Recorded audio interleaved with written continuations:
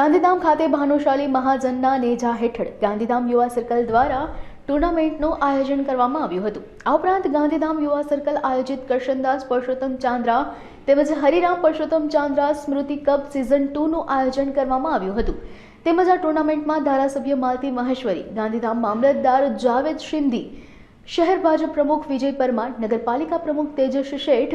નગરપાલિકા દંડક ભરત મીરાણી, ભાનુશાલી મહાજનના આજીવન પ્રમુખ શંકર દામા, ભાનુશાલી મહાજનના પ્રમુખ હરેશ ભક્કડ, ભાનુશાલી યુવા સર્કલના પ્રમુખ સતીશ ચાંદ્રા,